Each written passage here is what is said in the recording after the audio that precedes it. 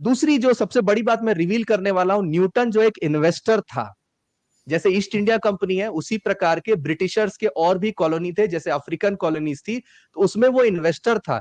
तो कहीं भी ब्रिटिशर्स जाते थे तो वहां पर कुछ लूटते थे तो वापस आता था, तो न्यूटन को उसका एक्सेस मिलता था।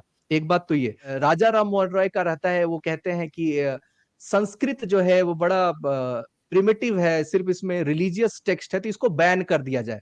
तो हमें पहले अपने ही ज्ञान से दूर कर दिया गया कि हमें कुछ पता ही ना चले, और ऐसी बिल्कुल। स्टोरी गढ़ी गई कि सब कुछ पहले उन्होंने किया। ये जो पाइथागोरस का नाम है या आर्किमिडीज का नाम है, यूक्लिड का नाम है या न्यूटन का, हमेशा आप देखिएगा एक बात कॉमन है, सब में एक स्टोरी होती है कि बिल्कुल। एप्पल गिरा, आर्किमिडीज नाचता हुआ बाहर गया। हर हाँ। वैज्ञानिक खोज में आप एक स्टोरी कहां से डाल रहे हैं, ये बड़ा, इसको हम बोलते हैं साइकोलॉजी के साथ खेलना होता है कि एक बैक स्टोरी अगर आप डाल देते हैं ना तो आप बिलीव करने लगते हैं। ओम नारायण नारायण नारायण नारायण। सब मित्रों को राम राम। दोस्तों, आज हमारे साथ में लेखक रवि सिंह चौधरी जी जुड़े हुए हैं, जिन्होंने भारतीय ऋषि परंपरा के ऊपर, वैदिक दर्शन के ऊपर, हमारे महान ऋषियों ने, मनीषियों ने जो खोज की हुई है अलग अलग क्षेत्रों में, चाहे गणित हो, मनोविज्ञान हो, खगोल शास्त्र हो, जो उन्होंने रिसर्च की हुई है, उस पर रवि जी ने बहुत ही गहन अध्ययन किया है। इससे पहले उनकी दो पुस्तकें आई हुई है, गौ संहिता, कृषि संहिता, और अभी कुछ ही दिन पहले 15 अगस्त को उनकी तीसरी पुस्तक ऋषि इंटेलिजेंस भी लॉन्च हो गई है, जो अमेजॉन पर अवेलेबल है। और उसी पुस्तक के बारे में आज हम चर्चा करने वाले हैं। रवि सर साथ में ही भारत सरकार के बीएससी एग्रीकल्चर डिपार्टमेंट में जो एक नया सिलेबस ऐड किया जा रहा है, उस कमिटी के वे सदस्य हैं।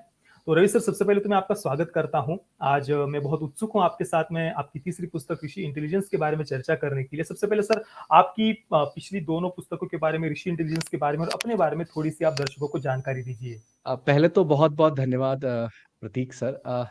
एक तो आपके चैनल को हमारे घर में भी बहुत देखा जाता है। ऑब्वियसली बॉलीवुड की जो दिशा दशा है उसके प्रति वो कौन सा चीज सटली कर रहे हैं, बहुत लोगों को सीधे सीधे तौर पर पता नहीं चलता है, तो उस विषय में भी एक सनातन दृष्टि जो है वो हमें आपके चैनल से जानने को मिली। मैंने जो दो पुस्तक लिखी है, ये अपनी जो यात्रा रही अपनी पिछले 5-6 साल में, जैविक कृषि, प्राकृतिक कृषि और देसी गौ पालन, उससे संबंधित रही है कि अ, अगर भारत को आप कह रहे हैं कि इंडस्ट्रियल रेवोल्यूशन नहीं हुई, एक ये भी कहते हैं कि कृषि प्रधान देश रहा है, तो अगर कुछ भी वैज्ञानिक कार्य नहीं हुआ होगा तो एटलीस्ट ये हुआ होगा कि कृषि पर तो कुछ काम जरूर हुआ होगा, है ना, क्योंकि इसकी प्रधानता कृषि में है। तो यात्रा ये रही कि कृषि पर कोई शास्त्र लिखा गया है क्या, इसको थोड़ा ढूंढा जाए। ठीक है, तो वहां पर वृक्षायुर्वेद नाम की एक पूरी प्रॉपर ग्रंथ मिलती है। और आप सोचिए कि आयुर्वेद कह रहा था कि पंच महाभूत आधारित होता है आयुर्वेद, वात पित्त कफ और त्रिदोष आधारित होता है। तो पंच महाभूत से तो पौधे भी बने हैं, पंच महाभूत से तो पशु भी बने हैं, है ना। तो इसका मतलब वहां की मूलभूत फ्रेमवर्क्स, रूल्स, रेगुलेशन, नियम जो है वो लागू होंगे। और इसी प्रकार 12 से 13 ग्रंथ मिलते हैं, तो उसकी ही पूरी यात्रा, पूरी खोज मुझे शास्त्रों की तरफ लाई और मैंने ये दो पुस्तक लिखी। लेकिन मुझे ये लगा कि ये जो यात्रा मैं कर रहा हूँ कि वृक्ष आयुर्वेद से आयुर्वेद पहुंचा, आयुर्वेद से वैशेषिक दर्शन, फिर ऋषियों के बारे में, तो क्यों ना विज्ञान का जो पूरा थॉट प्रोसेस है भारतीय दृष्टि में उस पर काम किया जाए। तो उसके बाद फिर मेरी गवर्नमेंट जॉब थी, मैंने उसको छोड़ा और फिर एक कंपनी है उसमें मैं वाइस प्रेसिडेंट हूँ, उन्मुक्त ऊर्जा, जो पराली जो जलती है दिल्ली में जैसी, उसी प्रकार उड़ीसा में जो पराली जलती है उसका हम कलेक्शन करते हैं और उसका हम एक उत्पाद बनाते हैं ईंधन के रूप में, जो पावर प्लांट्स को जाती है। और सर, आप जो नया सिलेबस जो मैंने कहा, बीएससी एग्रीकल्चर नेचुरल फार्मिंग के ऊपर, तो उसमें भी आप उस कमेटी के भी सदस्य हैं? जी, उसमें ये था कि वृक्षायुर्वेद को क्योंकि मैं जमीनी स्तर पर लागू कर रहा था, एग्जीक्यूट कर रहा था, तो पंतनगर यूनिवर्सिटी से संपर्क होता है मेरा डॉक्टर सुनीता मैम से, और वो कहती है कि आजकल डिजाइन की बहुत बात हो रही है एग्रीकल्चर में, तो क्या ग्रंथ में हमारे कहीं पर डिजाइन की कोई व्याख्या है कि एग्रीकल्चर डिजाइन कैसे रहे। तो हमारे दिमाग में तो ये अशोक वाटिका तो कॉन्सेप्ट दिमाग में आता है रामायण के समय से, तो वाटिका का कॉन्सेप्ट हो, तो 9 से 10 डिजाइन मुझे मिले। तो फिर क्या हुआ कि ऑफिशियली उस कमेटी में मुझे इंक्लूड कर लिया गया, जिसका जो पहला अध्याय है वो है हेरिटेज ऑफ एग्रीकल्चर। मतलब ये जो कहते हैं ना कि कृषि 12,000 साल पहले आई, ऑर्गेनिक फार्मिंग को विदेश से आई, तो ये पूरा जो नैरेटिव है इसके लिए इसमें कम से कम भारतीय परिप्रेक्ष्य होना तो बहुत ज्यादा जरूरी था। तो ऋषि पराशर की जो ग्रंथ मिलती है। तो हमने क्या किया, पहले अध्याय में पहले जर्नी ऑफ एग्रीकल्चर जो है, हेरिटेज ऑफ एग्रीकल्चर, ऋषियों की क्या परंपरा रही है, उसको भी हमने चैप्टर में इंक्लूड किया। तो हमारा जो काम है सिलेबस में, वो मूलभूत रूप से डिजाइन को बताना और यात्रा को बताना कि ये कोई पाषाण युग, नव पाषाण युग, लौह युग यहाँ से नहीं आता है। कृषि कृषि जो है वो कई हजार साल पुरानी है। बिल्कुल बिल्कुल अच्छा सर, अभी चंद्रयान 3 के बारे में काफी चर्चा हो रही है। तो इसरो के चीफ एस सोमनाथ जी ने अभी 2 महीने पहले एक वक्तव्य दिया था, वो आर्टिकल मैं सबके साथ में शेयर करना चाहूंगा। उसी से जुड़ा हुआ मेरा अगला प्रश्न है। बहुत ही इंटरेस्ट और महत्वपूर्ण बात उन्होंने कही, जिस बात का ज्यादातर अगर आप देखेंगे तो जितने भी आप क्या कहे, वामपंथी है, लिबरल्स है, वोक्स है, वो हमेशा इसका मजाक उड़ाते हैं। जो बात इसरो चीफ ने कही, अगर हम कहें कि भाई विज्ञान हो, गणित हो, खगोल शास्त्र हो, इन सब के मूलभूत सिद्धांत हमारी संस्कृति ने खोजे हैं, तो इस बात का मजाक उड़ाया जाता है। ये तो कुछ भी उठा कर लेकर के आते हैं, वेद वेद करते रहते हैं। तो देखिए, एस सोमनाथ जी ने अभी 2 महीने पहले कहा, principles of science originated in Vedas but repackaged as western discoveries. ये बहुत बहुत बड़ी बात उन्होंने कही है कि जो जितने भी इन्वेंशंस हम देखते हैं, खोज हम देखते हैं, उसका मूल वेदों में है और बाद में उन्हें वेस्टर्न डिस्कवरीज के रूप में रीपैकेज किया गया। इसका एक पहला जो मैं यहाँ पर पढ़कर बताना चाहूंगा, algebra, square roots, concept of time, architecture, structure of the universe, metallurgy, even aviation were first found in the Vedas, traveled to Europe through Arab countries, and were subsequently posited as discoveries of scientists of the Western world. तो ये S Somnath जी ने कुछ दिन पहले ही कहा। अब आपकी जो पुस्तक है ऋषि इंटेलिजेंस, वो एग्जैक्टली इसी विषय पर आधारित है। तो आपकी पुस्तक इस बारे में क्या कहती है, कैसे ये सारी बातें बताती है, बताइए, प्लीज बताइए। जी, यहाँ पर सबसे पहले एक आम व्यक्ति को इंजीनियरिंग और साइंस में अंतर समझ में आनी चाहिए। प्रोडक्ट जो है वो इंजीनियरिंग का मतलब एक स्वरूप होता है ना। आपके हाथ में स्मार्टफोन है तो वो इंजीनियरिंग का स्वरूप है। तो कभी भी इस तरह से नहीं बात करना है कि देखो आपने भारत ने क्या दिया है, स्मार्टफोन नहीं दिया, गूगल नहीं दिया है ना, लैपटॉप नहीं दिया, तो क्या तुम साइंस की बात करते हो। तो पहले तो ये अंतर कर ले, ये इंजीनियरिंग पार्ट है। दूसरा, सोमनाथ जी ने यहाँ पे प्रिंसिपल ऑफ साइंस कहा है ना, फ्रेमवर्क्स ऑफ साइंस कहा है, नॉट दी साइंस। ठीक है। तो किसी भी साइंस की यात्रा को मैं दो एक पहले स्टैब्लिश करना चाहूंगा कि हमारे दिमाग में क्या एक बात रहती है कि समय में जब हम पीछे जाएंगे तो चीजें साधारण होती जाती है, प्रिमिटिव होती जाती है, और समय में आगे जाएंगे तो एडवांस हो जाएंगे। पहले तो ये समय की परिकल्पना ही गड़बड़ है। समय चक्र रूप में है। आप युग की अवधारणा नहीं मानते हैं, अलग बात है, लेकिन किसी के भी जीवन काल को देखे तो क्या होता है कि ग्रोथ एंड डिक्लाइन ये साथ साथ चलती है। ठीक है। तो पास्ट में जाने से जरूरी नहीं है कि चीजें प्रिमिटिव हो जाएं, पहले तो ये दिमाग में होनी चाहिए। सबसे पहली बात ये है। ठीक है। दूसरी ये है कि लौह स्तंभ को आप देखिए, लौह स्तंभ है ना, आयरन पिलर है दिल्ली में। तो अच्छा, आयरन पिलर को हम कह रहे हैं कि इसमें रस्टिंग नहीं लगी, तो इसका मतलब मेटलर्जी की समझ है। मेटल को धरती से निकाला गया है तो ओर जो हम कहते हैं, है ना, कि वो माइनिंग की गई है, उसका प्यूरिफिकेशन हुआ है ब्लास्ट फर्नेस में, और स्टील इंडस्ट्री में जैसे हम बात करते हैं तो उसकी प्यूरिफिकेशन टेक्नोलॉजी समझ में आती होगी। ज्योग्राफी की समझ में होगी कि यहाँ पर लौह अयस्क मिलेगा। ठीक है। उसके बाद ड्राइंग की समझ होगी, आर्किटेक्चर की। आप सीधे सीधे कोई डिजाइन जो है बिना इंजीनियरिंग, बिना आर्किटेक्चर के सिविल इंजीनियरिंग संभव नहीं है। तो क्या है कि एक साइंस की क्या यात्रा है कि पहले आती है फिलॉसफी, उसके बाद साइंस की पहली अवधारणा प्रिंसिपल ऑफ साइंस, फिर आता है मैथमेटिक्स। ठीक है। उसके बाद आता है एडवांस साइंस, फिर आती है इंजीनियरिंग, देन आता है प्रोडक्ट। ठीक है। तो मैं भारत के परिप्रेक्ष्य में इसको रिवर्स कर देता हूं। मंदिर को आप देखिए तो एक शानदार प्रोडक्ट है, कॉम्प्लेक्स प्रोडक्ट है। ठीक है। उसका जो आर्किटेक्चर, उसका जो डिजाइन है, तो उसको जब रिवर्स अगर हम करेंगे तो हमारे पास भी दर्शन शास्त्र में तर्क शास्त्र आता है। जो एरिस्टोटल लॉजिक है वेस्ट में, हमारे पास क्या है, गौतम ऋषि का न्याय दर्शन है, तर्क शास्त्र। ये मेरी पुस्तक में पहला मिलेगा। दूसरा, फिजिक्स का प्रिंसिपल होना चाहिए। तो फिजिक्स का जो प्रिंसिपल है ऋषि कणाद ने दिया, उसको हम कहते हैं वैशेषिक दर्शन। ठीक है। इसके बाद जो है हम देखते हैं कि मेटलर्जी की जो समझ है, आप समझिए कि पूरा जो अरब है, पूरा अरब जो है, जो तलवार वो यूज करता है, उसको हम लोग कहते हैं उड्ज स्टील। तो पूरा मिडिल ईस्ट पूरा जो कॉन्करर्स है, जिन्होंने जो मारकाट दुनिया में मचाया है, उसकी जो तलवार है, उसकी जो टेक्नोलॉजी, वो भारत की टेक्नोलॉजी है। तो मेटलर्जी भारत के पास आ गई। तो पॉइंट क्या है कि अचानक से कोई भी चीज डेवलप नहीं हो सकती है, उसकी एक बड़ी यात्रा होती है, और उसकी शुरुआत जो है दर्शन से होता है, उसका बिल्कुल एक साइंटिफिक टेम्परामेंट से होता है। ठीक है, तरीके अलग हो सकते हैं। आप जो है, जो साइंस है वो क्या करता है, रिपीट करता है। जो एक्सपेरिमेंट क्या होता है, वो 1000 बार एक चीज को रिपीट करता है। जब 600 बार से ज्यादा हो जाता है तो बोलता है ये सही है। 200 बार से नीचे रहता है उसका रिजल्ट तो बोलता है कि ये सही रिजल्ट नहीं आ रहा है। तो उसका एक तरीका है, उसको हम कहते हैं रैशनैलिटी, लॉजिकल डिडक्शन। हमारा तरीका अलग हो सकता है, लेकिन हमारी जो यात्रा है, जिसमें गणित भी इन्वॉल्व होता है, ये भी मैंने पुस्तक में बताया है कि ठीक है, मनोज कुमार ने वो गाना गाया जब जीरो दिया, है ना, भारत ने जीरो दिया, या हम शून्य की जो बात करते हैं, ये बड़ा अंडर एस्टिमेशन हुआ। सिर्फ जीरो हमने नहीं दिया है, सबसे एडवांस जो पार्ट है मैथ्स का, जो हम बात करते हैं, कैलकुलस। ये बुक में मैंने बताया है कि कैलकुलस कैसे ढूंढे अपने शास्त्र में। आपको क्या लग रहा है कि अल्फा बीटा गामा सिंबल होगा तो ही मैथ्स आएगा?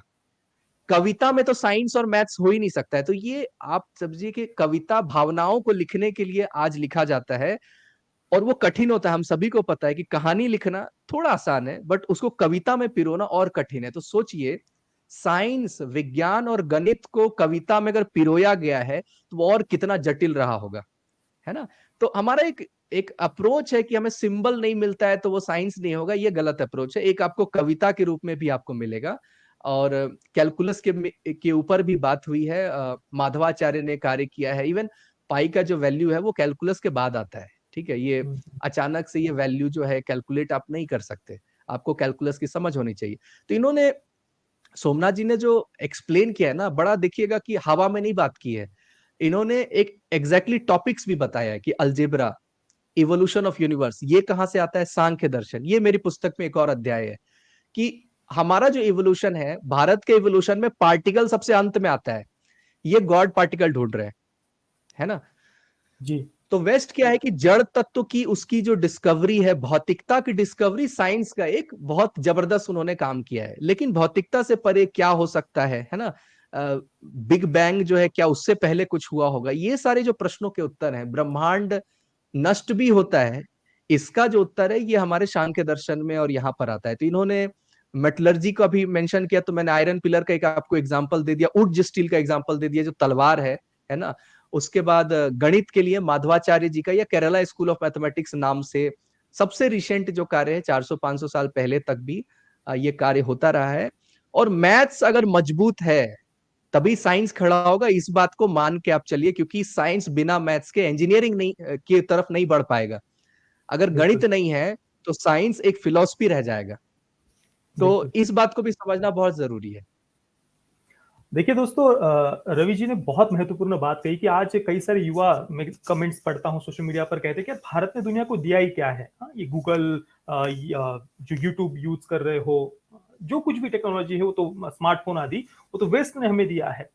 पर यहाँ पर एक बात हम समझते नहीं है कि एक तो वहां पर जो इंडस्ट्रियल डेवलपमेंट हुई पिछले कुछ दशक शतकों में, वो भारत में इसलिए नहीं हो पाई क्योंकि हम पिछले 1000 वर्षों से लगातार विदेशी आक्रांताओं से लड़ रहे थे, गुलामी में थे। तो उस संघर्ष के काल के कारण वो जो इंडस्ट्रियल डेवलपमेंट जो वेस्टर्न कंट्रीज में हुआ, जो दूसरे देशों से लूटी हुई संपत्ति पर खड़ी हुई है, वो भारत में नहीं हो पाया इंडस्ट्रियल डेवलपमेंट। बाकी जो मूल सिद्धांत है वो तो हमारे वेदों में, हमारे शास्त्रों में ऋषियों ने पहले ही खोज कर रखे हैं। यही बात रवि सर ने बहुत सुंदरता से बताई। और सर, अभी आपने जो पाई की वैल्यू के बारे में बात की, मैंने अभी कुछ दिन पहले ही एक आर्टिकल में पढ़ रहा था टाइम्स ऑफ इंडिया का। तो जो ग्रीक फिलोसोफर्स हमें देखने को मिलते हैं, उनमें भी भारत के जो वैदिक दर्शन है या उपनिषदों का ज्ञान है, ऋषियों का ज्ञान है, उससे एक कनेक्शन हमें देखने को मिलता है। मैं थोड़ा सा वो आर्टिकल शेयर करना चाहूंगा, फिर उस पर मैं आपके विचार चाहता हूँ। एक मिनट में बस, हाँ ये देखिए, ये वो आर्टिकल था, आपके सामने खुल गया होगा। ओके, हाँ। तो देखिए, how the Greek philosophy was adopted from the Indian philosophy. तो ये काफी बड़ा आर्टिकल, एक थोड़ा सा इसका पार्ट मैं आपको पढ़कर बताता हूँ। Added to the metaphysical philosophies, Pythagoras was also inspired and influenced by the Indian philosophers for developing the renowned Pythagoras theorem of triangle. Before even the birth of Greek philosopher, what is known today as the Pythagoras triples was already stated and proven algebraically within the Bodhayan Sutras, an ancient scripture written in the 8th century BCE. Bodhayana, an Indian Vedic mathematician and the author of the Bodhayan Sutras, was also the first to ever use the calculate an accurate value of pi. The aforementioned is yet another example of development that is credited to another Greek philosopher Archimedes. तो जो सोना sir ने भी कहा कि जो repackaging की गई वेस्टर्न डिस्कवरीज के रूप में, पर वो सारे जो गणित के भी मूलभूत सिद्धांत है, जो रवि सर ने कहा कि उसके बगैर साइंस भी डेवलप नहीं हो सकता, वो मूलभूत सिद्धांत भारत में हमें उनकी जो रूट्स है वो भारत में देखने को मिलते हैं। तो सर आपकी पुस्तक इसके बारे में कैसे ये सारी बातें एक्सप्लेन करती है? सबसे पहली तो बात क्या है कि गणित का अगर यहाँ पर मैं बताऊं, कैलकुलस का भी पार्ट आता है, तो भारत को लूटने के लिए बड़े लोग आकर्षित रहते थे। तो लूटा उससे जाता है जहां पर समृद्धि होती है, ठीक है। तो अभी ना इतिहास जो है हर विषय का लिखा गया, हर विषय का इतिहास लिखा गया। तो अभी कुछ वर्ष पहले डिसाइड किया गया कि इकोनॉमिक्स का, थोड़ा अर्थशास्त्र का इतिहास लिखा जाए। तो इन्होंने देखा कि 2000 साल में, 2000 साल के वो पहले नहीं गए, है ना, बाइबल के पहले वो बात नहीं करना चाहते हैं।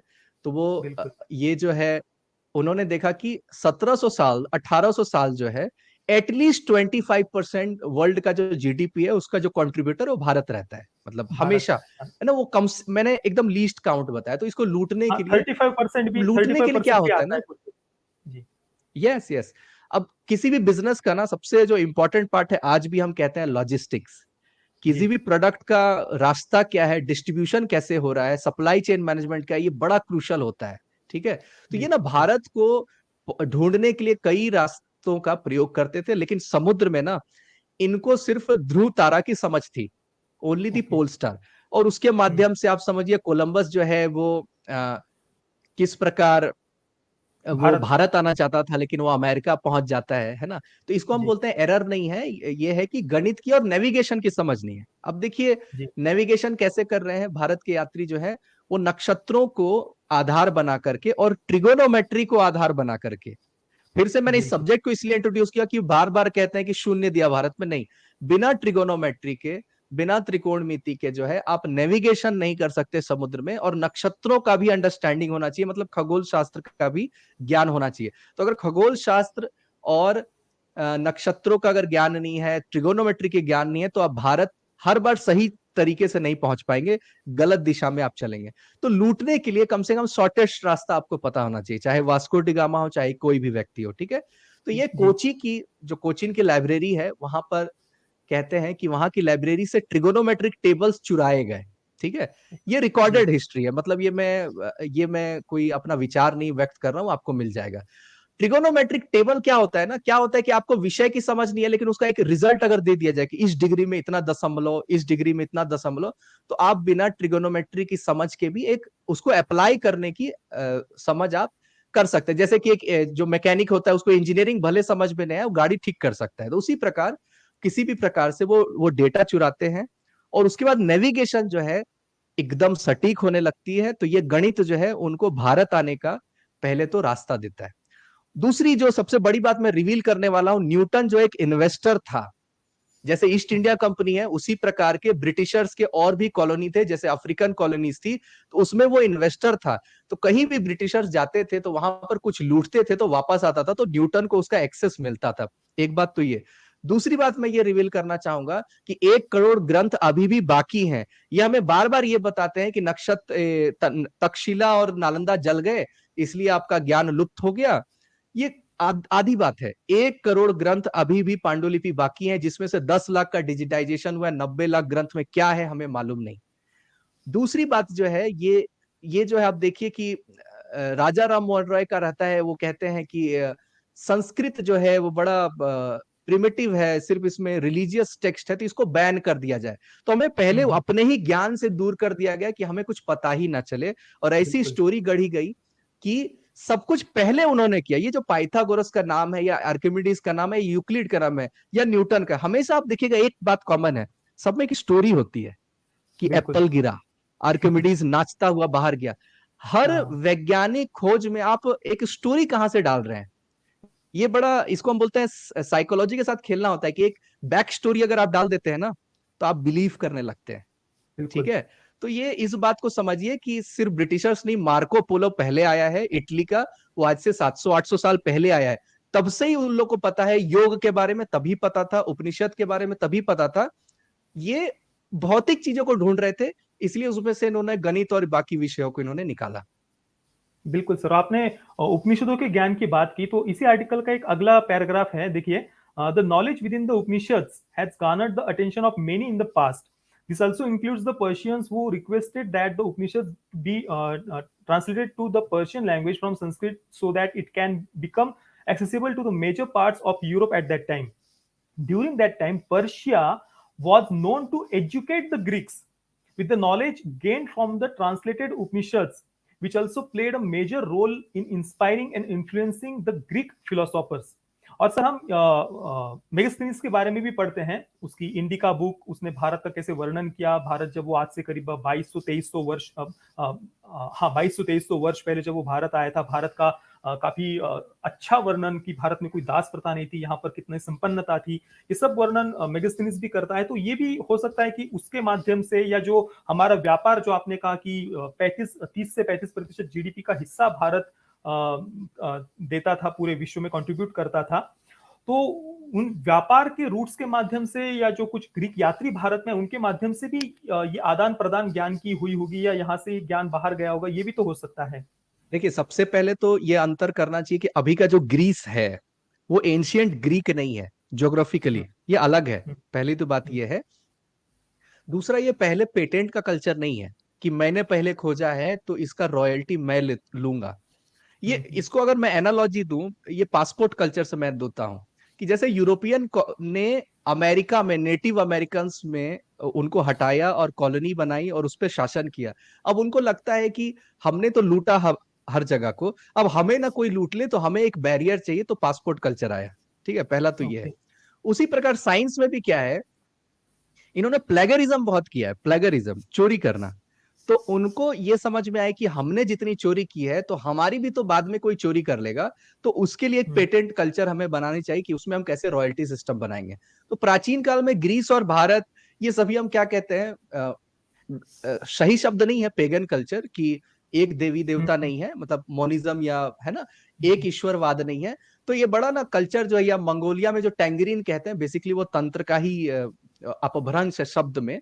तो ये पूरा जो विश्व है ये बड़ा इंटरेक्टिव रहा है। ठीक है, और सभी एक जैसे कल्चर के रूप में रहे हैं कि हम सम्मान करते हैं एक दूसरे का, और ज्ञान जहां भी मिल रहा है, और लूट नहीं रहे हैं किसी को, है ना। आक्रमण कर रहे हैं मतलब ठीक है, बट लूट नहीं रहे, मतलब अपने सिविलियंस को। तो ये तो बहुत ही जबरदस्त कनेक्शन रहा है, क्योंकि ग्रीस में जो कपड़े हैं, टेक्सटाइल्स हैं, वहां पर जो है कॉटन जो भारत से जा रहा है। और एक मैं वो ऑथर का नाम मैं भूल रहा हूँ, कि उसमें उन्होंने लिखा है, एशिया की हिस्ट्री लिखी है। तो उसमें क्या था कि एक कॉन्सेप्ट आता है कि भारत से अगर कुछ लेना है, भारत को हम दे क्या सकते हैं, ये पूरा विश्व सोच रहा है। तो कहते हैं कि भारत को हम सिर्फ सोना और चांदी दे सकते हैं, क्योंकि बाकी सब इसके पास है। तो इसलिए हमारे पास जो सोने की चिड़िया कहते हैं, इसलिए कि हम ट्रेड कर रहे हैं, और सोना जो है पूरा भारत में आ रहा है। ठीक है, और टेक्सटाइल हो, मसाले हो, भोजन हो, नृत्य हो, इवन विज्ञान और गणित हो, पूरा नेविगेशन हो, शिप हो, ये जो जहाज का भी है, इसका भी जो है आप देखिए कि क्लेम कोई और करने लग जाए। डैम का कल्चर जो है, ये सब भारत के ही इतिहास से जुड़ा हुआ है पूरा का पूरा। रवि सर, पर आज के युवा पीढ़ी को हम ये कैसे समझाएं? क्योंकि मैं तो बहुत बार जब भी मैं हमारे एंशिएंट कल्चर के बारे में, ऋषि परंपरा के बारे में, हमारी खोजों के बारे में बात करता हूं, तो वो हमेशा वो विश्वास ही नहीं करना चाहते कि भाई ऐसा तो है नहीं, क्योंकि बचपन से जो एक कच्ची मिट्टी की तरह एक होता है बालमन, कि उसको कैसा शेप देते हैं, वो तो बाल्यावस्था में वो बात तय हो जाती है। तो हमारी जो शिक्षा व्यवस्था है, जो पूर्ण रूप से, जैसा कि हमने कहा, वेस्टर्न डिस्कवरीज को ही हमारे ऊपर थोप देती है। और फिर हमारा कल्चर कितना रिग्रेसिव था, यहाँ पर तो जातिवाद के अलावा कुछ था ही नहीं, यहाँ पर तो बहुत ही पिछड़ी साफ सफाई वाला ये देश था। ये सारी बातें जब एक बच्चे के दिमाग में डाल दी जाती है, अपने ही कल्चर के प्रति वो इतना आत्मग्लानि से भर जाता है, और दूसरी तरफ वो बार बार यही बातें पढ़ता है कि भाई जितनी भी डिस्कवरीज है वो तो वेस्ट में हुई है, वो तो उन्होंने की है। तो एक बहुत ही आत्मग्लानि की भावना से भरा हुआ मन ज्यादातर युवाओं का आज हम देखते हैं। और कई सारे जो हम अपने कल्चर देश पर गर्व भी करते हैं, वो भी इन बातों को एग्री करने से डरते हैं या वो हिचकिचाते हैं कि नहीं यार, हमने कैसे डिस्कवरी की होगी, ये तो वेस्टर्न लोगों ने ही किया हुआ है। तो इस भावना को हम कैसे दूर करें युवाओं के मन से? जी। तो सबसे पहले तो ओरिजिनल थिंकिंग और प्रिंसिपल्स को लाना सबसे कठिन कार्य है। ठीक है? हमें क्यों पढ़ाया जाता है न्यूटन के बारे में या गैलीलियो के बारे में, कि बताया जाता है कि देखो ये यात्रा है साइंस की। साइंस अचानक से ऐसे इवॉल्व नहीं हुआ, 400 साल लगे हैं। तो हमें क्या है कि ओरिजिनल थिंकिंग जो अभी वेस्ट में नहीं है, मैं बताऊं, मैंने अपनी बुक में कुछ कुछ बातें ऐसी इंक्लूड की है कि जहां तक वेस्ट अभी पहुंचा नहीं है। अब वो बात जब आती है बाहर, तब लगता है कि ये एडवांस है। अब कैसे है मैं बताता हूं। हमारे बॉटनी में एक एक श्लोक है जिसमें वृक्ष के ऊपर बिजली गिरती है, ठीक है, उस वृक्ष को कैसे रिकवर करना है उसका सॉल्यूशन दिया हुआ है। अब ये किसी के पास नहीं है पूरे विश्व में।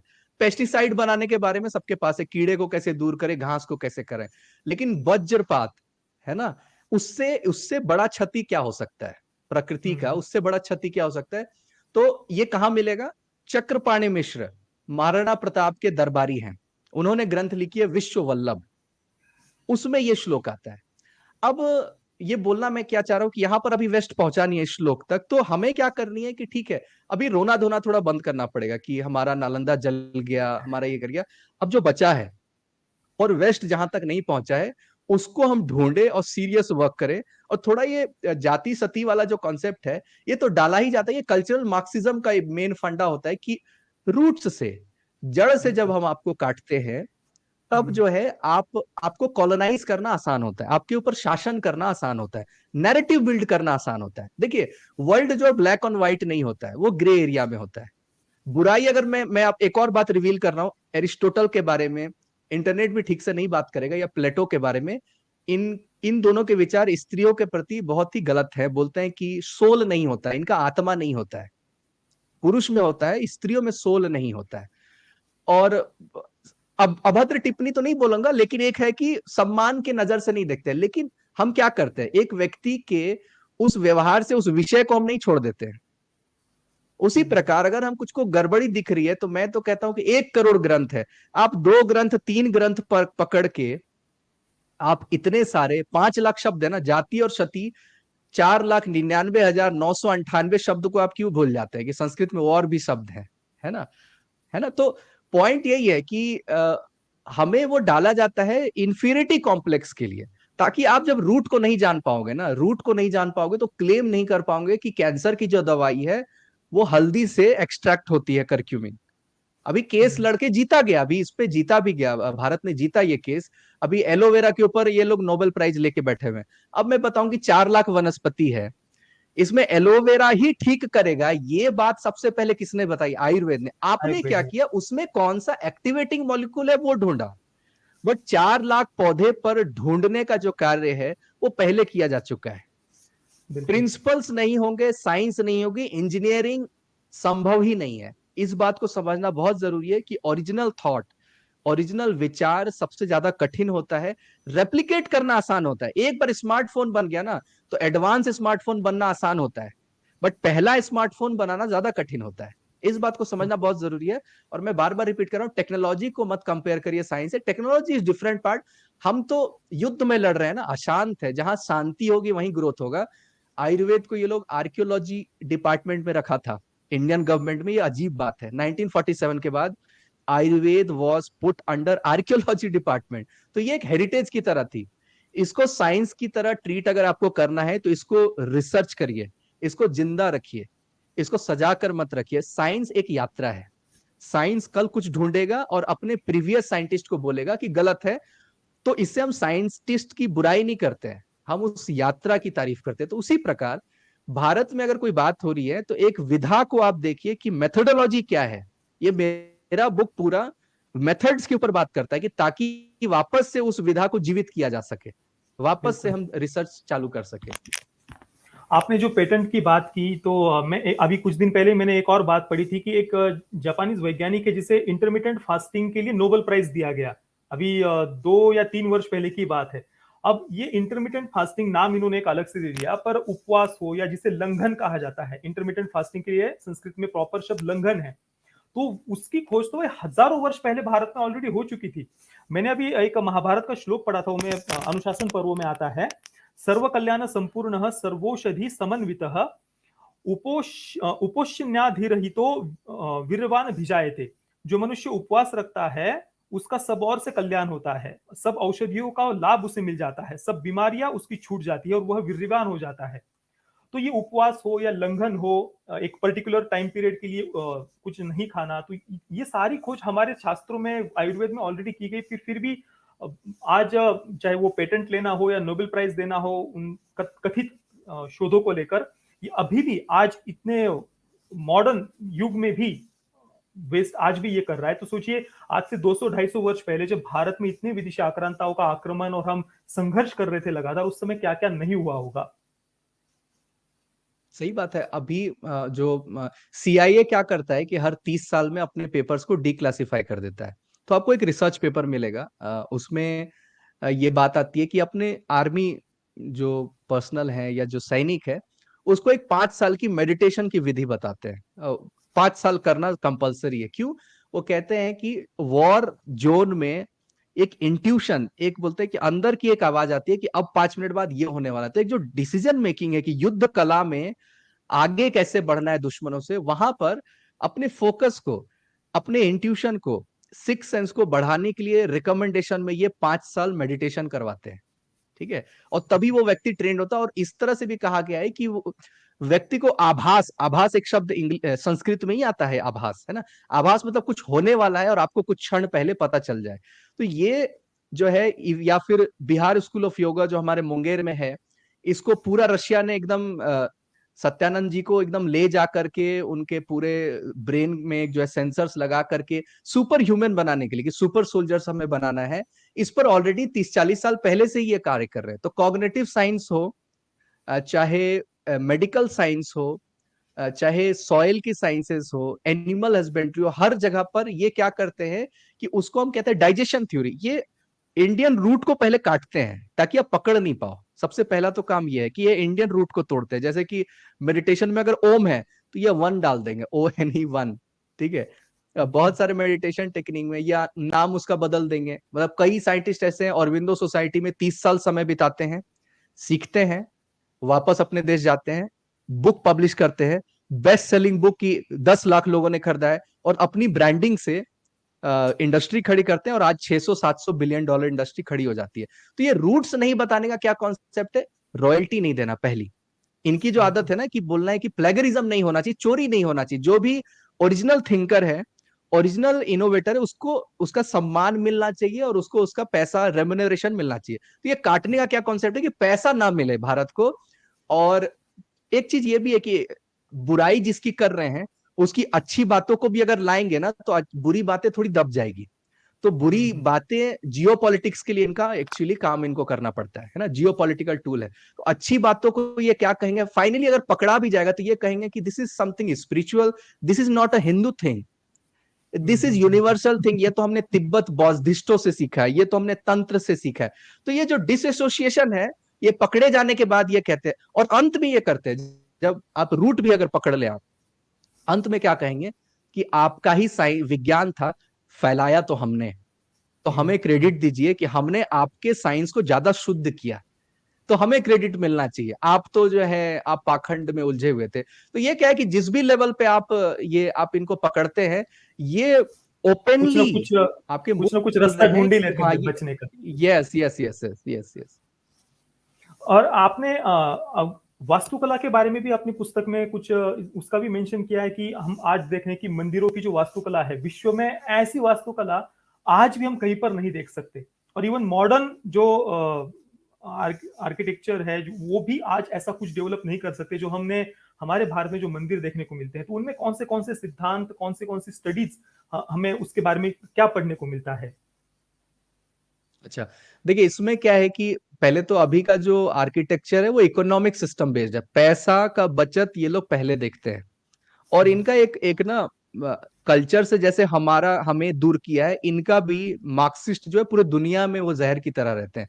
वहां पर भी इनको है कि कल्चरल रूट से दूर करना है तो गोल पिलर्स नहीं होने चाहिए, ग्रीक माइथोलॉजिकल फिगर्स नहीं होने चाहिए नई बिल्डिंग में, तभी ये डिसोशिएट कर पाएंगे एंशियंट हिस्ट्री से। तो चाहे कोई भी कंट्री हो, ये रूट्स से जरूर काटते हैं। तो आर्किटेक्चर में ऐसा नहीं कि कैपेबल नहीं है, कैपेबल हैं, लेकिन नहीं बनाते, क्योंकि उसमें फिर एक कल्चरल इंग्रेडिएंट आ जाएगा, फिर एक कहानी आ जाएगी जिससे नेशनलिज्म भी आ सकता है, राष्ट्रवाद भी आ सकता है। तो ये उस चीज को लाने नहीं देते। भारत नहीं, में मैंने अगर मैं मैंने एक आर्किटेक्चर पे मिनट, बात, मैंने इसलिए पूछा कि आज नहीं कर सकते, बना सकते। तो मैंने जो कैलाश मंदिर जो हम उसके बारे में पढ़ते हैं कि एक पूरे पर्वत पत्थर को ऊपर से काट कर नीचे तक मंदिर बनाया, तो मुझे नहीं लगता कि आज मॉडर्न इस युग में भी ऐसा कुछ बनाना पॉसिबल होगा। इस पर तो ये हमने कैसे डेवलप किया उस समय, कैसे, इसके बारे में कुछ बुक्स है, शास्त्र ग्रंथ है इसके बारे में, वो प्लीज बताइए। जी देखिए, प्रॉपर शास्त्र, जैसे उड़ीसा का जो कल्चर है मंदिर बनाने का, उसके आर्किटेक्चरल डिजाइन्स मिलते हैं, बहुत अच्छे से मिलते हैं, ठीक है। अ, लेकिन ये जो कैलाश टेम्पल का है कि इसमें एक ही पत्थर को काट करके बनाया गया, मैं एक कारीगर का मैं आपको बताता हूँ कि एक मूर्तिकार या मंदिर बनाने वाला व्यक्ति का एलिजिबिलिटी क्या है, इस बात को मैं बता देता हूँ आपको। सबसे पहले तो योग का जो डेफिनेशन उसमें कि चित्त वृत्ति निरोधा, चित्त की वृत्तियों का निरोध जो है योग है। स्थिरता बहुत जबरदस्त चीज होती है। दूसरा, भावना, जो हमारे अध्यात्म के भी जो भी संबंधित शास्त्र है, भावना, भाव बहुत जरूरी होता है। तो मूर्ति अगर बना रहा है कोई व्यक्ति, तो उसकी भाव क्या है, उसके शरीर में स्थिरता क्या है, वो अपने आप को जीता है कि नहीं। जो स्वयं को जीता है वही महावीर है, जो युद्ध में जीतता है वो वीर है, ठीक है। तो मूर्ति और मंदिर बनाने वाले भी साधक हैं, कारीगर नहीं है, इस बात को समझना सबसे पहले बहुत ज्यादा जरूरी है। तो हमारा जो विज्ञान का जो पूरा या आर्किटेक्चरल डिजाइन है, ये विषयों से, डिजाइन की समझ से नहीं है, पहले एक यात्रा से है कि आप अपने आप को साधे हैं कि नहीं, ठीक है। आत्मविकास। ये बहुत जबरदस्त जरूरी है, और सारे शास्त्र मोक्ष आधारित है। मैं आपको बता दूं, ये मोरल कॉम्पेरेटिव एनालिसिस मैं नहीं कर रहा हूं कि आपका इंग्लिश सॉन्ग कैसा और मेरा हिंदी और संस्कृत सॉन्ग कैसा है, लेकिन मैं आपको बता दूं, नाट्य शास्त्र हो या संगीत शास्त्र हो, उसका भी लक्ष्य चार पुरुषार्थ है, मतलब धर्म, अर्थ, काम और मोक्ष। तो संगीत में भी मतलब लय योग हो जाए, वीणा अगर कोई पकड़ा है तो वो एक आसन है, और लय योग में ही वो संगीत के ध्वनि में ही वो मग्न हुआ और उसके लय में ही डूब गया, और मन जो है निरुद्ध हो गया, और उसमें भी वो मोक्ष प्राप्त कर सकता है। तो ये जो कला है ना, मंदिर बनाओ चाहे नाट्य शास्त्र करो या संगीत करो, इसका परम लक्ष्य जो है मुक्ति है। इसका ये नहीं है कि रेनोमरेशन मेरा क्या, कितना पैसा मिलने वाला है, कितना मैं अचंभित कर सकूं, वो जो है ना, वो एक विचारों से नहीं निकल रहा है। वो जो भावना है, वो पूरा जो है वो बाहर जो है यत पिंडे तत् ब्रह्मांडे हो रहा है, जो व्यक्ति के अंदर है वही बाहर जो है उद्धृत हो रहा है। तो इस बात को समझना बहुत जरूरी है कि they are not just simple कारीगर, नहीं, वो सधे हुए लोग हैं और जबरदस्त साधक हैं, वो सभी जो भी बना रहे हैं। जी। और मैंने ये देखा क्या, मैंने आपका एक वीडियो देख रहा था अभी पुस्तक के पर, तो आपने कहा कि चाणक्य जी ने चंद्रगुप्त जी को कैसे ट्रेन किया, इसके बारे में भी आपका एक अध्याय है आपकी पुस्तक में। तो मतलब मनोविज्ञान, साइकोलॉजी, कैसे उनको तैयार किया, तो इस बारे में कैसे वर्णन है, कैसे हमारे मनोविज्ञान के बारे में या आत्मविकास के बारे में क्या क्या कहाँ हमें पढ़ने को मिलता है। जी, तो एक श्लोक आता है महाभारत में, नास्ति सांख्य समम ज्ञानम नास्ति योग समम बलम। तो बड़ा क्लियर है एक लाइन में कि योग के समान बल नहीं है और सांख्य के समान ज्ञान नहीं है, ये एक लाइन आ जाता है। तो एक इलॉन मस्क का एक आर्टिकल देख रहा था, तो उसका था कि उसने फिजिक्स में बहुत आगे तक पढ़ाई की, इतना भी कि उसको जरूरत नहीं था उतना पढ़ने का भी, लेकिन वो कहता है इलॉन मस्क कि फिजिक्स में आगे मैं पढ़ूं, कोई टफ विषय को अगर मैं समझने का प्रयास करता हूं और समझ लेता हूं, तो मेरे अंदर इनोवेशन की कैपेबिलिटी आएगी, इसलिए मैंने फिजिक्स पढ़ा आगे तक।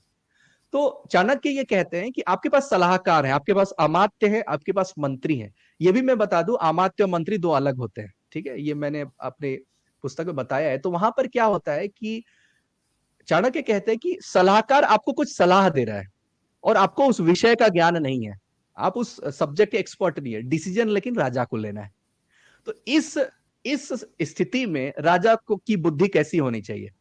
तो चाणक्य कहते हैं कि सांख्य दर्शन क्या है कि कॉस्मोलॉजी की बात करता है, पूरे ब्रह्मांड के निर्माण के बारे में बात करता है। तो अगर तुम सांख्य समझ लोगे तो तुम्हें युद्ध कला का भी नॉलेज समझ में आने लगेगा, तुम्हें मेटलर्जी भी समझ में आने लगेगी, तुम्हें अर्थशास्त्र भी समझ में आने लगेगा, क्योंकि तुमने सबसे कॉम्प्लेक्स विषय को पहले समझ लिया है, तो आसान विषय को तुम समझ जाओगे। एक तो ये है। तो आन्वीक्षकी के अंदर आता है सांख्य, योग और चार्वाक जो है लोकायत दर्शन। ये तीन दर्शन शास्त्र जो है वो चाणक्य चंद्रगुप्त की ट्रेनिंग में उसको सिखाते, ताकि तुम जब बड़ा हो, जब तुम्हें दंड नीति लागू करनी होगी, है ना, वार्ता शास्त्र लागू करना होगा, तो पहले तो तुम्हारी बुद्धि होनी चाहिए कैपेबल, कि तुम्हें कोई बेवकूफ ना बना पाए। बिल्कुल ठीक है, तो वहां पर भी ये दर्शन शास्त्र, ये ऋषि प्रज्ञा, ऋषि इंटेलिजेंस ही काम आया है। तो इसको भी मैंने पुस्तक में बताया है कि कैसे और एक बात दूसरा कि राजा को जितेंद्रिय होना है। अब ये बड़ा मोरल, अगेन मोरल एंगल लगता है लोगों को कि काम, क्रोध, लोभ, मद, हर्ष, ये तो अच्छा बनने की बातें हो गई। आज के कलयुग में बड़ा ऐसे होता नहीं है। देखो चाणक्य ने ही कहा था सीधे पेड़ को पहले काटा जाता है। तो अब यहां पर क्या है कि चाणक्य कह रहे हैं कि देखो तुम्हें कोई भी इन्फ्लुएंस कर सकता है। अब इसका मैं एग्जांपल अभी दूं, कई लीडर हनी ट्रैप होते हैं विदेश में, देश में। कई लीडर पैसे से अपनी आइडियोलॉजी बदल देते हैं, अपना आइडियोलॉजी के प्रति भी ईमानदार नहीं है। ठीक है, उसके बाद होता है कि क्रोधित होकर कुछ डिसीजन लेते हैं। कुछ लोग हैं ईगो क्लैश में राष्ट्रवाद से ही दूर हो जाते हैं। तो चाणक्य ये कहते हैं कि जब तक तुम इसको जीतोगे नहीं, तो तुम्हारे शत्रु भी क्रिएट होंगे, और शत्रु तुम्हें मैनिपुलेट कर देगा फंडामेंटली। तो तुम्हें मैनिपुलेशन ना हो तुम्हारा, इसके लिए जितेंद्रिय होना जरूरी है। तो एक डिस्कशन आता है, बहुत लोग, ठीक है, योगी जी का तारीफ करते हैं, कुछ लोग योगी जी के विरोध में, आदित्यनाथ जी है ना, जो यूपी के चीफ मिनिस्टर है। लेकिन एक तीसरा वर्ग आता है, वो कहता है कि योगी राजनीति में क्या कर रहा है, एक संत महात्मा को जंगल में होना चाहिए। ये गलत है, क्योंकि भारत में राजा प्लस ऋषि का कॉन्सेप्ट है। जितेंद्रियता एक जबरदस्त राजा होने की निशानी है, यही ऋषि प्रज्ञा है। ये भी मैंने अपने बुक में बात की है। तो ये सारी जो बातें हैं कि एक जबरदस्त किंग मेकर, किंग को देखिए कि पहले वैराग्य, षटकम और वैराग्य की बातें बता रहा है, और बाद में उसको भौतिकता और पूरे राष्ट्र के वैभव के लिए अग्रसर कर रहा है। अब रवि सर, आपने जितेंद्रिय होने की बात की, बहुत सुंदरता से आपने इसका वर्णन किया, और हम भी शास्त्रों में जगह जगह पर पढ़ते हैं कि हमारे सभी शास्त्र जितेंद्रिय होने की, इंद्रिय निग्रह की, मनोनिग्रह की बात करते हैं, संयम की बात करते हैं, ब्रह्मचर्य की बात करते हैं। भगवान श्री कृष्ण भी श्रीमद् भगवद गीता में षड विकारों से ऊपर उठने के लिए कहते हैं, और विशेषतः काम विकार को उस पर विजय प्राप्त करने को सबसे अधिक प्राधान्य देते हैं। भगवान शिव जी भी इसकी बात करते हैं। और हमारी जो गुरुकुल परंपरा है, उसका तो नाम ही ब्रह्मचर्य आश्रम था। विद्यार्थी काल का दूसरा नाम ही ब्रह्मचर्य हमारे शास्त्रों में कहा गया है। जो 4 आश्रम हम पढ़ते हैं उसमें ब्रह्मचर्य आश्रम, और विद्यार्थियों के लिए ब्रह्मचर्य वीररक्षा सबसे पहला नियम बताया जाता है। इसको लेकर बहुत सारे श्लोक भी मैंने पिछले हमारे वीडियो में दिखाए थे। मैं ये इसलिए पूछ रहा हूं क्योंकि अभी OMG2 रिलीज हुई है अक्षय कुमार की, जो सेक्स एजुकेशन की बात करती है, जो क्लियरली वेस्टर्न साइकोलॉजी पर आधारित है, फ्राइड के मनोविज्ञान पर आधारित है, जो सेक्सुअल फ्रीडम की बात करती है। हस्तमैथुन से कोई हानि नहीं होती, सामान्य और स्वस्थ प्रक्रिया है। ये OMG2 के डायलॉग्स है, और फिल्म के एंडिंग में बच्चों को हजारों की भीड़ के सामने आकर गर्व से ये बोलते हुए दिखाया है कि हाँ, मैं मास्टरबेट करता हूं और इसमें कुछ गलत नहीं। ये बच्चों को इस पर प्राउड करने के लिए फिल्म कहती है। तो बहुत सारे लोग आज मैं देख रहा हूं कि अनजाने में वो फिल्म केवल कामासूत्र और खजुराहो की मूर्तियां, ये केवल 2 वो रेफरेंस दे पाते हैं, बाकी कोई शास्त्रों का एक सिंगल श्लोक भी वो नहीं बता पाए। तो विद्यार्थी काल में ब्रह्मचर्य का कैसे महत्व हमारे शास्त्रों में जगह जगह पर बताया गया है, इंद्रिय संयम का क्या महत्व है, और ये फिल्म कैसे हमारी गुरुकुल परंपरा को, संस्कृति को धूमिल मेरे अनुसार करती है, तो इस पर मैं आपके विचार जानना चाहूंगा। ठीक है, सबसे पहले तो शिक्षा उस चीज की दी जाती है जो सुलभ ना हो, नेचुरल ना हो। सेक्स एजुकेशन की शिक्षा देने की आवश्यकता नहीं है, वो पशु प्रवृत्ति एक सामान्य सी है। क्योंकि आप 84 लाख योनि से आए हैं, तो पशु प्रवृत्ति है उसमें, तो वो सिखाने की आवश्यकता नहीं है। सिखाया जाता है अनुशासन, क्योंकि वो कठिन है। ट्रेनिंग दिया जाता है ब्रह्मचर्य का, क्योंकि वो कठिन है। पहली बात तो ये है कि एजुकेशन तो पहले उस विषय का होना नहीं चाहिए। दूसरा, काम शास्त्र ये पढ़े तो पहले, उसमें जो है बोला मैंने, कोई भी शास्त्र बिना मोक्ष के, बिना धर्म के, बिना अर्थ के वो कंप्लीट नहीं होगा। चारों पुरुषार्थ हमेशा याद रखना है कि एक साथ होता है।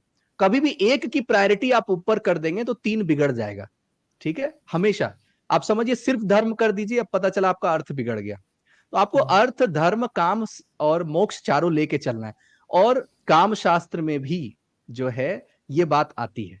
पहली बात तो क्या होता है कि वेस्टर्न लेंस देखता है जब काम शास्त्र, तो उसको जो ढूंढना है वो अपना ढूंढ के निकल लिया, ठीक है, और उसको उसमें भी उसने प्रचलित कर मोक्ष दिया। की बात की है ना, काम शास्त्र में भी मोक्ष की जी बात की है। जी जी जी।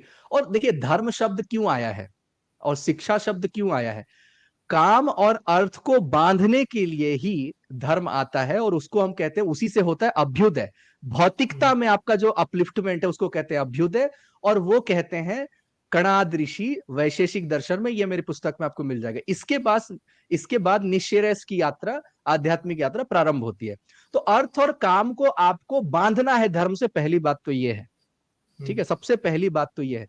दूसरा क्या है कि इनको क्या है कि डेवलपमेंट का, जैसे मैंने पहले बताया ना कि सोसाइटी के नॉर्म्स को तोड़ना, सांस्कृतिक नियमों को तोड़ना लगता है डेवलपमेंट है। पहला बात तो यह है कि अगर कोई नियमों में है तो बड़ा रिग्रेसिव है, बड़ा टैबू है। इस बात को पहले समझिए कि काल तो पहले चक्र है, लीनियर प्रोग्रेशन नहीं है कि जो होता आया है वो डेवलपमेंट की ओर आप जा रहे हैं। पहली बात तो ये। दूसरा ये है कि इवोल्यूशन नहीं होता है संस्कृत शास्त्रों में, हमारे में इन्वोल्यूशन होता है। मोक्ष की बात मतलब क्या हुआ कि अब आप मनुष्य योनि में आ चुके हैं, अब इसके बाद आप ब्रह्म की जिज्ञासा करते हैं और वापस से अपने स्रोत में, अपने प्राइमल कॉज में मिलना है आपको। इसके बाद कोई योनि आपको मिलेगी नहीं। तो आप जो पशुता प्रवृत्ति रख रहे हैं, तो अगर आपकी इच्छा पशु वाली है तो आपकी फिर पशु योनि में जन्म आपकी हो जाएगी, ठीक है। और ये ओपननेस, और ये सही बात है, मैं बोल रहा हूँ शिक्षा ब्रह्मचर्य की दी जाती है। सेक्स एजुकेशन तो बड़ा, उसके लिए तो टीचर्स की भी जरूरत नहीं है। आप जो उसको टीच करना चाह रहे हैं, आप क्या कर रहे हैं, एक गलत आदत को आप, एक एंजाइटी जो लोगों में गिल्ट है कि गलत, लोगों को पता है कि गलत है तो इसको बताना नहीं चाहिए, आप उसको जब सेलिब्रेट करते हैं तो उसकी एंजाइटी को खत्म करते हैं और गलत चीजों को आप बढ़ावा कर दे रहे हैं, ठीक नॉर्मलाइज है। करते हैं। एक उपनयन संस्कार में ये बात आती है, उपनयन संस्कार में, कि हम ये भीड़ क्यों बना रहे हैं, हम यहाँ पर ये उत्सव क्यों मना रहे हैं। क्योंकि एक बच्चे को किसी भी इवेंट में अगर भीड़ बनाया जाए, उत्सव बनाया जाए, तो बच्चे को लगता है बड़ा सही और बड़ा कार्य है। तो विद्या आरंभ संस्कार के पहले उपनयन किया जाता है धूमधाम से, ताकि उसको लगे कि विद्या ग्रहण करना बहुत बड़ी चीज है और ये ब्रह्मचर्य के साथ उसको पालन करना है। तो 16 वर्ष तक ब्रह्मचर्य कंपल्सन है, क्योंकि ओजस जो है, ओजस्वी होना, देखिए ये एनर्जी का पूरा मैनेजमेंट है। इसमें सही और गलत एंगल, ठीक है, उसका भी हम डिस्कशन कर सकते हैं, बट वीर्य में बनने में सबसे ज्यादा एनर्जी रक्त से भी कहीं ज्यादा लगता है और कई अलग धातुओं से भी कहीं ज्यादा लगता है। उसको बचाएंगे तो आपका भोजन, अन्नमय कोश कोई और बढ़िया चीज का निर्माण कर रहा होगा, उसी में व्यस्त नहीं रहेगा, ठीक है। बिल्कुल।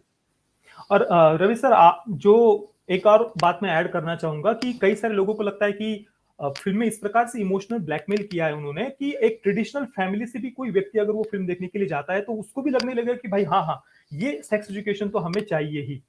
पर वो ये बात समझते नहीं है कि यहाँ पर वे कोई वीर रक्षा की या मास्टरबेशन कैसे गलत है ये शिक्षा वो नहीं देने वाले हैं। ये पूर्ण रूप से वेस्टर्न साइकोलॉजी पर आधारित है, फ्राइड के मनोविज्ञान पर, जो सेक्सुअल फ्रीडम की बात करता है, वीरनाश को सही बताता है, हस्तमैथुन उनको वो हेल्दी और स्ट्रेस को दूर करने वाला बताता है। और इसके और भी जो आज हम वेस्ट में देख रहे हैं, एलजीबीटीक्यू एजेंडा या रेडिकल जेंडर आइडेंटिटी का एजेंडा, ये सारे उसके अंडर में आते हैं। तो ये सबसे पहले तो समझने की आवश्यकता है। यहाँ पर अगर बच्चों को सही सच में उनके भविष्य की चिंता है तो जैसा कि रवि सर ने कहा कि उन्हें संयम की, ब्रह्मचर्य की, इंद्रिय निग्रह की ये शिक्षा देना आवश्यक है। रवि जी, हम हमारी संस्कृति में शास्त्रार्थ की एक बहुत लंबी परंपरा देखते हैं।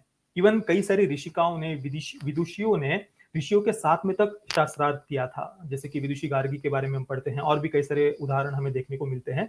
और आज के समय में हम देखते हैं कि लोग तर्क बिल्कुल भी नहीं करना चाहते। इस तर्क शास्त्र का, शास्त्रार्थ का कितना ज्यादा महत्व है और हमारी संस्कृति या आपकी पुस्तक में इसका कैसे वर्णन किया गया है? तर्क शास्त्र में मैंने पूरा एक चैप्टर डेडिकेट किया है कि न्याय दर्शन जो है ऋषि गौतम का, कि विधा क्या थी, करते कैसे थे। मतलब अभी हम क्या कहते हैं हिंदी में, वाद और विवाद प्रतियोगिता विद्यालयों में। तो विवाद जो है वो एक सही शब्द नहीं है, वाद काफी है, वादे वादे जायते। तो अभी तर्क क्या होता है मैं बताता हूँ कि फंडामेंटली होता क्या। दो व्यक्ति बैठा है, दोनों को एक दूसरे के विषय के बारे में जानकारी नहीं है, तो हम कहते हैं कि पूर्व पक्ष नहीं है तर्कशास्त्र के हिसाब से। आप में इतना अच्छा पूर्व पक्ष होना चाहिए कि सामने वाला प्रसन्न होकर आपको कहे कि अच्छा मेरे सब्जेक्ट के बारे में तुमको हमसे ज्यादा पता है। तो पहले तो ये कंडीशन होनी चाहिए विषय के बारे में, उत्तर पक्ष और पूर्व पक्ष की जानकारी होनी चाहिए। दूसरा, इको चैम्बर में होता है व्यक्ति, व्यक्ति क्या करता है, अपने बारी का इंतजार करता है कि अब देखो मेरे पास एक डेटा है, मैं अभी इसको शांत कराता हूं एक डेटा दे करके, ठीक है, एक मैं फिलॉसफी और तर्क दे के शांत कराता हूं, वो सुन नहीं रहा होता है। दूसरा होता है उसका जो लक्ष्य होता है वो क्या होता है, जीतना, तर्क में जीतना, सामने वाले को हराना। और एक तरीका होता है जिसको हम कहते हैं वितंडा। वितंडा क्या होता है, बस वो आपके फॉल्ट को निकालता है, अपना स्टैंड नहीं बताएगा कि वो किस तरफ है, ठीक है। तो तर्कशास्त्र बड़ा अच्छा क्लियरली डिफाइन करता है कि ओपोनेंट को 22 तरीके से हराया जा सकता है, 22 तरीका है हराने का। उसमें पहले तो जज करना है कि वो वाद के लिए बैठा है, जल्प के लिए बैठा है, कि वितंडा के लिए बैठा है, वो आपको हराने के लिए बैठा है कि ज्ञान के लिए बैठा है, कि बस आपके फॉल्ट को निकालने के लिए बैठा है, ठीक है। तो मैंने पूरा टेक्निक को बड़े अच्छे से एक्सप्लेन किया है। तो अध्यात्म की बात अगर नहीं भी समझ में आ रही है, इवोल्यूशन की बात नहीं भी समझ में आ रही है, तो डे टू डे लाइफ में जिसको हम कम्युनिकेशन स्किल बोलते हैं, जिसको लोगों ने लैंग्वेज से जोड़ दिया है, नहीं, आपको अपनी बात सही ढंग से सही सही पहुंचाना और वो व्यक्ति को भी प्रभावित करे, ये पूरा जो विधा है, ये 16 नियम है इसके, ये न्याय दर्शन में, ये पूरा मैंने इंग्लिश में आज के परिप्रेक्ष्य में इसको थोड़ा डीमिस्टिफाई कर दिया है कि नहीं थोड़ा कॉम्प्लिकेटेड ना लगे, उसको भी मैंने इसको इंक्लूड किया है इस पुस्तक में। सर आपकी पुस्तक ऋषि इंटेलिजेंस वो युवाओं के लिए, बच्चों के लिए कैसे उनके जीवन में और क्या क्या उन्हें सिखाएगी, या उनके शिक्षा में या उनकी जो स्टडीज है उसमें कैसे फायदा देगी, किन किन के लिए ये पुस्तक है? जी, सबसे पहले ये जो शब्द है ऋषि इंटेलिजेंस, तो अभी क्या है, एआई, आर्टिफिशियल इंटेलिजेंस। तो मेरा जो लक्ष्य था वो ये था कि एआई जब बढ़ेगा तो नेचुरल इंटेलिजेंस का क्या होगा, तो बुद्धि के ऊपर क्या बातें हुई है शास्त्रों में उसको पहले अलग से लिखा जाए। आत्मा और मोक्ष के बारे में बहुत डिस्कशन डिस्कोर्स है, बुद्धि को अलग से बताया जाए। तो बुद्धि भ्रष्ट कब होती है और बुद्धि पुष्ट कब होती है, इसको बात किया जाए। फिर पंचकोश के बारे में मैंने बात की कि जो डेवलपमेंट है वो मानसिक, शारीरिक हो, बट मानसिक भी हो, भौतिक हो, आध्यात्मिक हो, है ना, उस अलग अलग स्तर पे हो, ठीक है। तो पंचकोश का पूरा मैंने इसमें एनाटॉमी पूरा क्लियरली डिफाइन किया है। विज्ञान के प्रिंसिपल को मैंने बताया है, तर्क को मैंने बताया है, तो 13 अध्याय है इसमें, और उसका एप्लीकेशन के बारे में बताया है, ठीक है। जिस प्रकार स्मार्टफोन आपके हाथ में तभी आप साइंस पे विश्वास करते हैं, उसी प्रकार मैंने एक अप्लाइड साइंस का उदाहरण भी दिया है कि जो मैं बात कर रहा हूं उसका एप्लीकेशन है, उसका एक डे टू डे लाइफ में क्योंकि यूज है, तभी इसको आप मानिए। इसको आपको ऐसे फेथ की तरह ट्रीट करने की जरूरत नहीं है। इसको आप देखिए कि ये अप्लाई होती है, ये आपके पर्सनल डेवलपमेंट और आपके एंशिएंट साइंस को भी देखने और समझने का जो एक दृष्टि है वो भी आपको ये प्रदान करता है। और सर आपकी पुस्तक कहाँ पर अवेलेबल है और किन किन भाषाओं में अवेलेबल है? ऋषि इंटेलिजेंस की बात अभी मैं कर रहा हूँ। हाँ, इस समय के लिए इंग्लिश में अभी है, 1-2 वर्ष बाद हिंदी में आएगी। तो अमेजन, फ्लिपकार्ट, किंडल, या जो यूके यूएस में भी है बैठे हुए amazon.com यूज करते हैं उनको भी उपलब्ध है। नोशन प्रेस की वेबसाइट पे भी उपलब्ध है। तो आप गूगल में आप सर्च मारिए ऋषि इंटेलिजेंस, क्योंकि नाम यूनिक है, तो आपको या तो ऋषि शुनक का आर्टिकल मिलेगा या इस पुस्तक के बारे में आपको जानकारी मिलेगी, या आप मेरा नाम भी टाइप कर सकते हैं तो आपको पूरा जानकारी मिल जाएगी। वैसे मैं नीचे नीचे लिंक दे दूंगा डिस्क्रिप्शन में और पिन कमेंट में, तो वहां से भी आप डायरेक्टली इस पुस्तक को ले सकते हैं। हिंदी में थोड़ा जल्दी लाने का प्रयास करता है कि अधिक से अधिक लोगों तक ये पुस्तक पहुंच सके, क्योंकि ज्यादा लोग इसके साथ कनेक्ट हो पाएंगे फिर। जी जी जी, बहुत धन्यवाद, जी। धन्यवाद। रवि सर आपका हृदय से धन्यवाद कि आपने इतनी महत्वपूर्ण और इतनी बढ़िया तरीके से सारी जानकारी हम सबके सामने रखी। मैं चाहूंगा कि आगे भी कभी अगर ऐसा कोई अवसर आता है तो अवश्य आपके साथ में चर्चा करेंगे। चैनल पर आने के लिए आपका हृदय से बहुत बहुत धन्यवाद। आपका भी बहुत बहुत धन्यवाद प्रतीक सर, धन्यवाद।